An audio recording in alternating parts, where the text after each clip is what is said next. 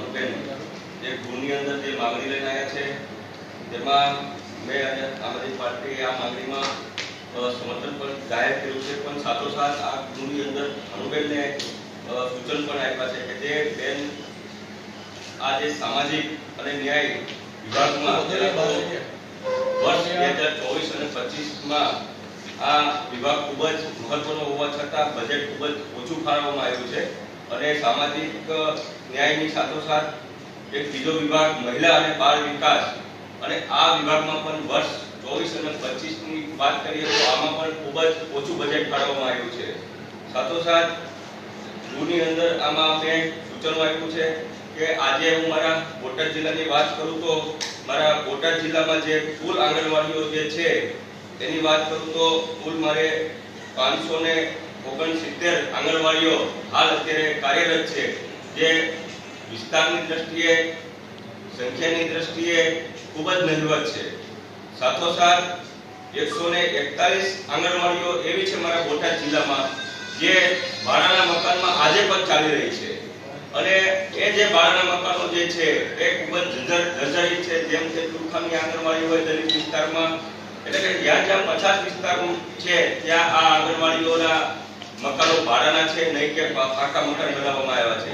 એવી જ રીતના મારા ભાવનગર જિલ્લામાં પણ આંગણવાડીઓની સંખ્યા ખૂબ જ નહિવત છે, જે આંગણવાડીઓ છે એ ભાડાના મકાનમાં છે, જર્જરિત વિસ્તારોમાં છે, એટલે વહેલી તકે પોતાના મકાનમાં સારા વાતાવરણમાં પછાત સમાજના બાળકો આંગણવાડીમાં અભ્યાસ કરી શકે એના માટે થઈને અમે સૂચનો આપ્યા છે। સાથોસાથ આ બજેટમાં મહિલાઓના ઉત્કર્ષ માટે કોઈ જોગવાઈ કરવામાં નથી આવી। આની પહેલા જ્યારે માનનીય આનંદીબેન પટેલ જ્યારે ભારતીય જનતા પાર્ટીમાંથી જ મુખ્યમંત્રી હતા ત્યારે દર વર્ષે એ એક મહિલાઓ માટે એક જેન્ડર બજેટ લઈને આવતા હતા અને બજેટમાં જોગવાઈ મહિલાઓ માટે કરવામાં આવતી હતી। તો આજે પણ આ માંગણીઓમાં જોવા મળી રહ્યું છે કે આ જે મહિલાઓને લઈને આમાં કોઈ વાત રોજગારની કરવામાં નથી આવી। સાથોસાથ જે પ્રાઇવેટ કંપનીઓ છે, સરકારી કંપનીઓ છે, એમાં મહિલાના ઉત્કર્ષ માટે કોઈ અનામતની વાત આ માંગણીઓમાં કરવામાં નથી આવી। મોટું આપણે જોવી તો આજે પણ મારો બોટાદ જિલ્લો હોય કે ભાવનગર જિલ્લો હોય કે ગુજરાતના અન્ય જિલ્લાઓ હોય, ખાસ કરીને ઓબીસી સમાજના વિદ્યાર્થીઓ માટે કે વિદ્યાર્થીઓની માટે આજે પણ એક પણ ઓબીસી સમાજની હોસ્ટેલ જિલ્લા વાઇઝ નથી, તાલુકામાં તો એક પણ નથી, પણ જિલ્લો હોવા છતાં પણ ઓબીસી સમાજ માટે એક પણ હોસ્ટેલનો નવા બજેટમાં પણ સમાવેશ કરવામાં નથી આવ્યો, જે ખૂબ જ અગત્યની બાબત છે। સાથોસાથ વાત કરીએ તો આજે પણ તમે જોયું છે તો ભારતીય જનતા પાર્ટીની જે સરકાર જે છે એ ગણોત ધારાનું બિલ લઈને આવી અને બહુમતીના ધોરણે એ ગણોત ધારાનું બિલ પસાર કરી ગઈ, ત્યારે પણ મેં ગૃહની અંદર મંત્રીશ્રીનું ધ્યાન દોર્યું હતું, મીડિયાના મારફત ગુજરાતની જનતાનું પણ ધ્યાન દોર્યું હતું અને આજે એના પરિણામે આજે અમારા ભાવનગર જિલ્લાના જેટલા પણ ખેડૂતો જે છે, ગણોતિયાઓ જે છે, મોટાભાગના 90% જે ખેડૂતો હતા એ કોળી સમાજમાંથી આવતા હતા, આજે બધાની જે જમીનો છે જે 200 વર્ષથી આજે ખેતીની જમીનો જે વાવતા હતા એના વર્ષોથી વાવતા હતા, આજે એની ઉપર આ ગણોત ધારાનું બિલ ખોટું લાવી અને કાયદાનો ગેરઉપયોગ કરી અને એની ઉપર ખોટા કેસ દાખલ કરી બેન ગ્રેબિંગનો ગુનો દાખલ કરી અને એ જ મારા કોળી સમાજના ખેડૂતોને આજે તમે જોવો તો મારી થોડી પોલીસનો બળજબરી ઉપયોગ કરી અને જે 200 વર્ષથી જે જમીન ખેડૂત વાવતા હતા મારા કોળી સમાજના ખેડૂતો એની ઉપર અત્યાચાર ગુજારી અને આ ભારતીય જનતા પાર્ટી પોતાના મળતિયાઓને જમીન આજે સોંપી દીધી છે। એટલે કે આ જે ઘટનાઓ બની રહી છે ગુજરાતમાં એ ખૂબ જ ગંભીર છે અને આવનારા સમયમાં જો આવી રીતના ખોટા બિલો લાવી ભારતીય જનતા પાર્ટી અને ગૃહમાં બહુમતીના ધોરણે જો આવા બિલો પસાર કરી અને જો અત્યાચાર કરવામાં આવશે ઓબીસી સમાજ ઉપર, કોળી સમાજ ઉપર, તો ચોક્કસપણે હવે આનો જવાબ છે આમ આદમી પાર્ટી અને ગુજરાતની જનતા આપવા જઈ રહી છે। અને સાથોસાથ આજે વાત કરીએ તો મહિલાઓ માટે આમાં માંગણીને લઈને આવ્યા છે એમાં કોઈ ખાસ જોગવાઈ કરવામાં આવી નથી મહિલાઓને રોજગારની વાત કરવામાં આવી કે નથી બીજી કોઈ વાત કરવામાં આવી અને ખાસ કરીને આપણા જે બાળકો જે છે ખરેખર સારા વાતાવરણમાં જો એને બાળ મંદિરમાં એનો અભ્યાસક્રમ જે સારા પાત્રમાં ઊભું કરવામાં આવે તો જ આપણા ગુજરાતના બાળકોનું ભવિષ્ય સારું થઈ શકે.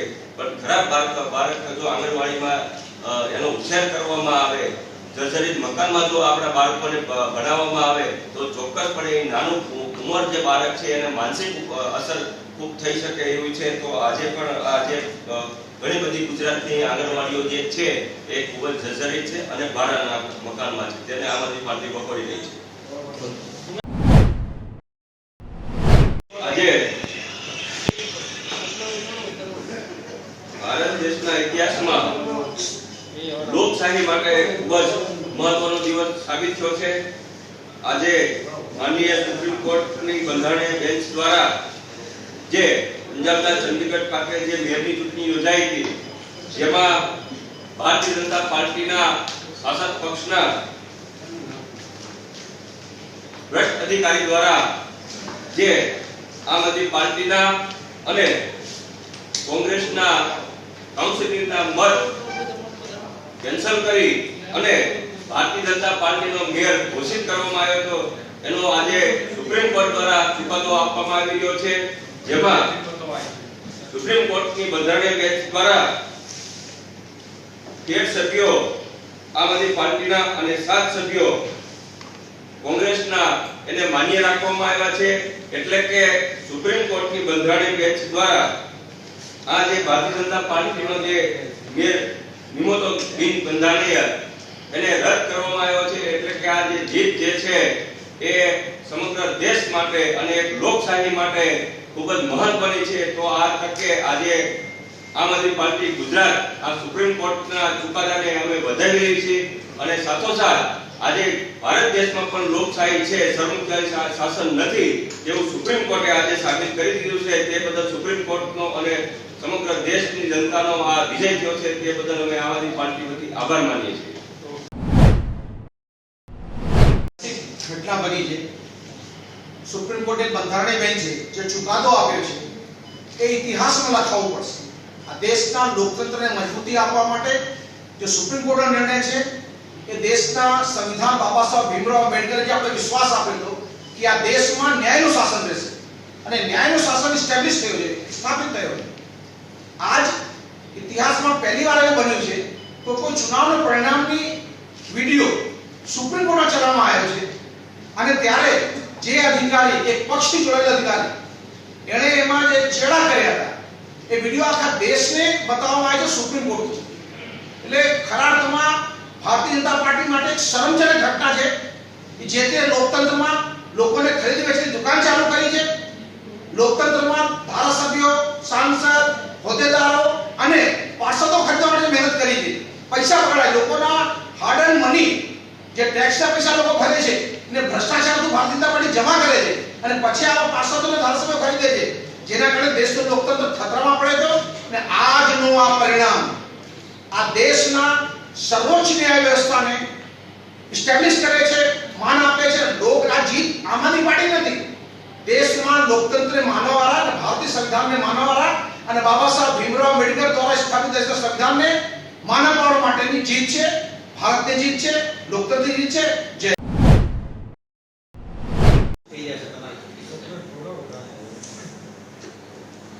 માનનીય અરવિંદ કેજરીવાલજી અને એમની ધરપકડ કરશે તો પણ અરવિંદ કેજરીવાલજી જેલની અંદર સરકાર ચલાવવાના છે, જેલની અંદર કેબિનેટ બોલાવવાના છે અને તમામ વિભાગની મીટિંગ જેલની અંદર જ કરવાના છે. એટલે કોઈ ચિંતાનો વિષય છે નહીં.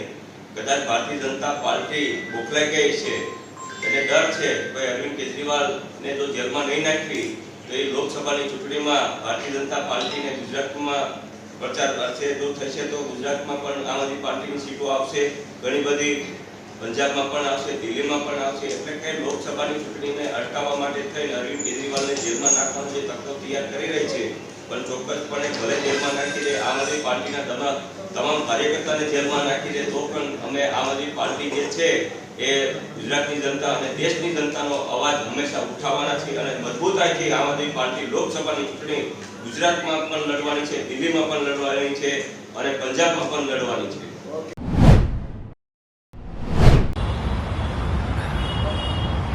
મિત્રો, આજે સુપ્રીમ કોર્ટની દખલ અંદાજીના કારણે આજે આપણું લોકતંત્ર અને જનતંત્ર બચી ગયું. તમે જુઓ, ચંદીગઢ મેયર જેવી સામાન્ય ચૂંટણીમાં જ્યાં માત્ર 36 વોટ છે અને ક્લિયર કટ હતું કે ઇન્ડિયા ગઠબંધનને 20 વોટ હતા અને 16 ભાજપને હતા. ક્લિયર કટ છે. તો ક્રોનોલોજી સમજો. પહેલાં જ્યારે ચૂંટણી ડિક્લેર કરવાની મેયરની વાત આવી ત્યારે અધિકારીઓ બીમાર પડી જાય, ફરીથી પોતાના કાર્યકર્તાઓને રિટર્નિંગ ઓફિસર બનાવી દેવામાં આવે, પછી કાર્યકર્તાઓ રીતસર પોતે જ મત રદ કરી નાખે, એવા નિશાન કરીને રદ કરે, નિશાન પોતે કરે. આ તો સારું થયું સીસીટીવીમાં આવી ગયા અને સીસીટીવીમાં આખું દેશે જોયું, દુનિયાએ જોયું કઈ રીતે ભાજપ છે એ ધાંધલી કરે છે ચૂંટણીઓ. મેયર જેવી ચૂંટણી હતી. અને એનાથી મોટી વાત કે સુપ્રીમ કોર્ટમાં ગયું અને સુપ્રીમ કોર્ટે જ્યારે સીસીટીવી જોયા ત્યારે ચોંકી ગયું સુપ્રીમ કોર્ટ કે આ શું થઈ રહ્યું છે. હવે સુપ્રીમ કોર્ટમાં જ્યારે મામલો જવાનો હતો ત્યારે ફરીથી ઓપરેશન લોટસ ચલાવ્યું. આ લોકો વારંવાર કહે છે કે અરવિંદ કેજરીવાલજીની સરકાર પાડવા નથી માંગતા, તમે એ જ ધંધો કરો છો રોજ, પણ એ તો પડતા નથી. અને 3 જે કોર્પોરેટરો હતા આમ આદમીના એને ભાજપ લઈ જાય છે એ દિવસોમાં. અને પછી સુપ્રીમ કોર્ટમાં ખુદ રિટર્નિંગ ઓફિસર સ્વીકારી લે છે કે હા મેં ધાંધલી કરી છે. પણ સારું થયું સુપ્રીમ કોર્ટનું કે એમણે કહ્યું કે જે જૂના વોટ હતા એ 8 જે રદ થયા છે એ ગણાયા. અને આજે અલ્ટિમેટલી ઇન્ડિયા ગઠબંધનનો એક સામાન્ય ઘરમાંથી આવતો કુલદીપભાઈ ચંદીગઢના મેયર બન્યા છે. હું એમને અભિનંદન આપું છું અને સૌથી મોટા સુપ્રીમ કોર્ટને એ કહીએ છીએ કે આ તાનાશાહી સરકારમાંથી તમે જનતંત્ર લોકતંત્ર બચાવ્યું, એના માટે આજે આપણે બંધારણને, કાયદાને, બાબા સાહેબે આપેલા બંધારણને લાખ અભિનંદન આપીએ છીએ કે જેથી કરીને આપણી જનતંત્ર લોકતંત્ર હજી બચ્યું છે.